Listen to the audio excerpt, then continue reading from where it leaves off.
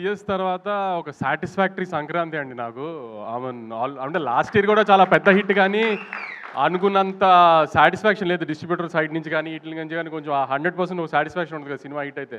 Last year చాలా మంచి cinema తీసాము, చాలా టెక్నికల్గా స్ట్రాంగ్ సినిమా తీసాం, కానీ అంత సాటిస్ఫాక్షన్ లేదు. ఈసారి మాత్రం ఆఫ్టర్ 2020 అలవైకుంఠం బృందావన్ అంత సాటిస్ఫాక్టరీ సంక్రాంతి నాకు.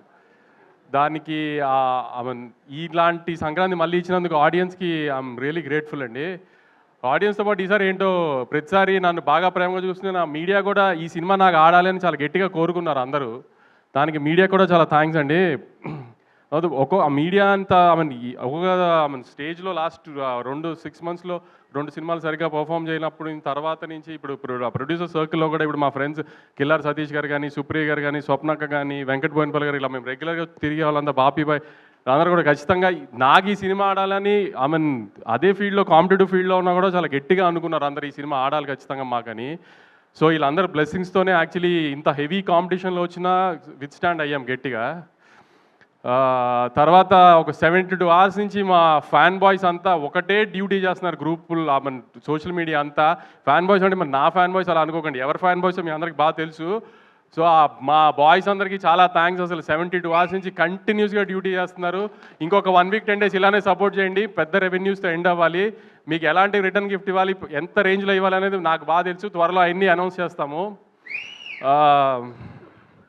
తర్వాత మా డిస్ట్రిబ్యూటర్లు ఇప్పుడు రాజాసాబ్ లాగా మనశంకర్ వరప్రసాద్ గారు, చిరంజీవి గారు అలాంటి పెద్ద సినిమాలు వస్తున్నా కూడా, శిరీష్ అన్న అయినా, వైజాగ్ వీరనాయుడు గారు అయినా, భాస్కర్ రెడ్డి అని, నెల్లూరు భాస్కర్ రెడ్డి గారు, వెంకట్, కృష్ణా జిల్లా డిస్ట్రిబ్యూటర్స్ కానీ, ఓవర్సీస్లో సంజయ్ కానీ, అందరూ 2 పెద్ద సినిమాలు వస్తున్నా కూడా, నేను ఒక మిడ్ రేంజ్ సినిమాతో వస్తున్నా కూడా స్ట్రాంగ్గా థియేటర్స్ ఆ పెద్ద సినిమాలతో పాటు ఈక్వల్గా హోల్డ్ చేసి నాకు బాగా సపోర్ట్ చేసి నన్ను నమ్మి మిడ్ రేంజ్ సినిమాతో వస్తున్నా కూడా రాయలసీమలో ఇప్పుడు కుమార్ కానీ, శివ కానీ, వరదారెడ్డి కానీ, సురేష్ అని అన్ని చోట్ల స్ట్రాంగ్ థియేటర్స్తో హోల్డ్ చేసి మననే కొంచెం మంచి రెవెన్యూలు కనబడుతున్నాయండి 2 daysలోనే.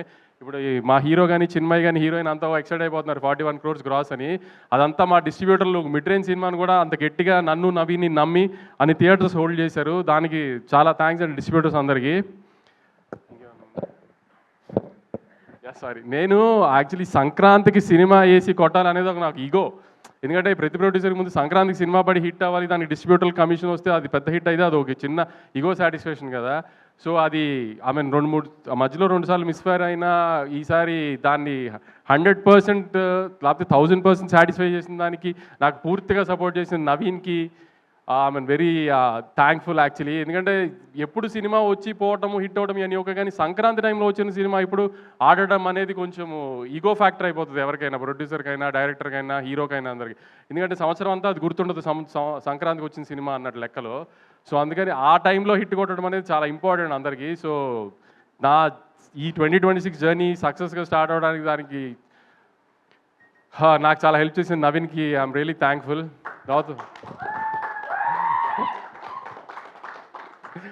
తర్వాత మా మీనాక్షి లాస్ట్ ఇయర్ సంక్రాంతికి వస్తున్నాం రిలీజ్ అయింది.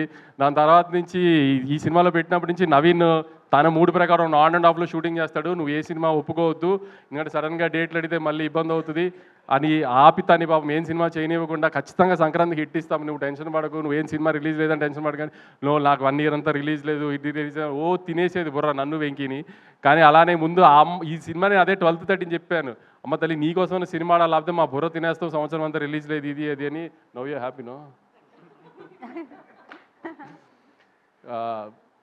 తర్వాత చిన్మయ్ మారీ డైరెక్షన్ దగ్గర ఎక్కువ ఫీల్డ్లో ఉండేవాడు, కానీ క్రియేటివ్ స్పేస్లో సీనుల దగ్గర ఇదంతా చిన్మయ్తోనే డిస్కస్ చేసేవాళ్ళు. ఏమైనా డౌట్ ఉన్నా ఏదైనా నవీన్తో పెట్టుకుంటే ఏదైనా డిస్కషన్ మొదలు పెడితే ఒక చిన్న బిట్ గురించి 2-3 గంటలు మాట్లాడతాడు. అంత ఓపిక ఉండేది కదా నాకు ఫోన్ పట్టుకుని మాట్లాడడానికి. అందుకని చిన్మయ్తో డిస్కస్ చేయాలి. చిన్మయ్ చిన్న చిన్న డౌట్లు ఉన్నా చిన్మయ్కి చెప్పి ఇది ఎడిటింగ్ కానీ లేకపోతే సీన్లో ఇది యాడ్ చేయడం కానీ ఇదే అని. Chinmay was very supportive last 1 year నుంచి. ఎందుకంటే నాకేం డౌట్ ఉన్నా తనకి చెప్పేవాడిని ఫస్ట్. సో ఆ సెన్స్లో ఆల్మోస్ట్ నాకు తను డైరెక్టర్ సినిమాకి. మారి ఎక్కువ ఫీల్డ్లో ఉండేవాడు, ఫీల్డ్లో పెద్ద నేను వెళ్ళి వాళ్ళని అడిగేదే ఉండదు కాబట్టి ఆవిడ్ రూమ్లో ఉన్నప్పుడు ఎక్కువ డౌట్లు తను అడిగేవాడిని. సో తను కూడా అసలు నేను అదే చెప్పాను, ఈ సినిమా హిట్ అయితే నేనే లాంచ్ చేస్తాను సినిమా, నేను డైరెక్టర్ కానీ. తర్వాత నేను ప్రీ రిలీజ్ ఇంటర్వ్యూలో మన గ్రేడాంధ్రమూర్తి గారికి ఒక ఇంటర్వ్యూ ఇచ్చినప్పుడు నేను చెప్పాను, నేను లాస్ట్ 2 సినిమాలు సరిగ్గా ఆడలేదు కాబట్టి ఈ సినిమాకి నేను రిస్క్ తీసుకోదలుచుకోలేదు, అందుకే త్రివిక్రమ్ గారిని ముందే ఇన్వాల్వ్ చేసి సినిమా చూపించాను. త్రివిక్రమ్ గారు చాలా కాన్ఫిడెంట్గా సినిమా బాగుందని చెప్పారు. ఇది అంటే అవునా త్రివిక్రమ్ గారు స్టాంప్ పడిపోయిందా అని ఆయన స్టైల్లో ఏదో కాంట్రవర్సీ లాగడానికి ట్రై చేశారు. త్రివిక్రమ్ గారు సినిమా చూశారు, బాగుంది అని చెప్పారని నేను చెప్పిన తర్వాత త్రివిక్రమ్ గారు స్టాంప్ వేస్తే ఎలాంటి రిజల్ట్ ఉంటుందో చూశారు కదా ఇప్పుడు. సో ఆ మూర్తి గారు దాన్ని అడిగింది సెన్స్ వేరే సెన్స్లో అడిగారు కానీ నేను అంత కాన్ఫిడెంట్గా చెప్పాను. అందుకే త్రివిక్రమ్ గారు చూసింది చిన్న మేము అనుకున్నాయని చూసి త్రివిక్రమ్ గారికి లేదు ఖచ్చితంగా ప్రాబ్లం ఏం లేదు అనుకున్నాము అని చెప్పింది. అందుకే త్రివిక్రమ్ గారు స్టాంప్ వేస్తే నాకు అంత ధైర్యం సినిమా మీద. ఇదంతా జరిగిన తర్వాత కూడా యాక్చువల్లీ నేను ఆన్ ఫేస్ మాట్లాడేస్తాను కాన్ఫిడెంట్గా, ఇది ధైర్యంగా ఏదైనా ఓపెన్ ఎంత ఎన్ని ఉన్నా కూడా 12th 13th మాత్రం చాలా భయపడ్డాను నేను. ఎందుకంటే ఎప్పుడు 2 బ్యాక్ టు బ్యాక్ ఫెయిల్యూర్స్ చూడలేదు వచ్చిన 10 yearsలో. సో 12th 13th మాత్రం నిజంగా నాకైతే అసలు మనిషిలా లేను, అసలు అంత స్ట్రెస్లో ఉన్నా. నన్ను అంత స్ట్రెస్లో చూసి మా బాబాయ్ భయపడిపోయారు. అసలు ఏంటి ఎందుకు ఇంత స్ట్రెస్ పడతాం, సినిమా హిట్ ఫ్లాప్ ఏమైంది, ఇది కాకపోతే ఇంకోటి దానికంత ఎందుకు అంత అని. కానీ అసలు దాంట్లో మాత్రం మా బాబాయ్ ఆ 2-3 రోజులు నాతోనే నేను ఇష్టం వచ్చినట్టు ధైర్యంగా మాడతాను ఇది అంటారు కదా, వెనకాల ఆయన ఉన్నారనే ధైర్యంగా మాడతాయి, ఏమన్నా అయినా ఆయన ఉన్నారో చూసుకుంటారు అని. సో మీరు అందరూ అనుకుంటారు ఏదో సినిమా రిజల్ట్ హిట్ ఫ్లాప్, కానీ కొంతమందికి మాత్రం అది కొంచెం గట్టిగా తగులుతుంది హిట్ ఫ్లాప్లు. అలాంటి దానికే కొంచెం ఎక్కువ స్ట్రెస్ అవుతాం. సో ఆ స్ట్రెస్ నుంచి ఇప్పుడు మొహంలో మీరు 13th రోజున ప్రెస్ మీట్కి ఇవాళ ప్రెస్ మీట్కి మొహంలో తేడా తెలుస్తుంది మీకే అబ్జర్వ్ చేస్తే. అంత స్ట్రెస్ పడటంలో ఈ సినిమాకి సంబంధించి.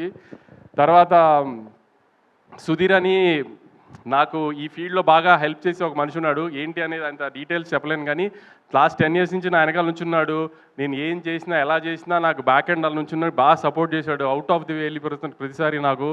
సో అతను కూడా నాకు సక్సెస్కి తను కూడా చాలా ఇంపార్టెంట్, నాకు సక్సెస్ రావడం తనకి కూడా చాలా ఇంపార్టెంట్. అలా అన్ని రకాలుగా తను కూడా నాకు వెనకాల నుంచి ఈ సినిమాకి అంత సపోర్ట్ చేశాడు మొన్న 13th. Thank you Sudheer, thank you very much. తర్వాత మా రామ్ గారు నా పార్ట్నరు, మా ఇన్వెస్టరు, ఆయన కూడా హిట్లు వచ్చినప్పుడు కాదు వంశీ, ఫ్లాప్లో వచ్చినప్పుడే అదేం ప్రాబ్లం ఉండదులే, నేను వెనకాలే ఉన్నానని ధైర్యంగా ఉండి నాకు అందరికి సపోర్ట్ చేశారు వీళ్ళంతా. మా రామ్ గారికి చాలా థ్యాంక్స్. ఇంకేమన్నా మిస్ అయ్యి ఉంటే ఐఎమ్ రియలీ సారీ.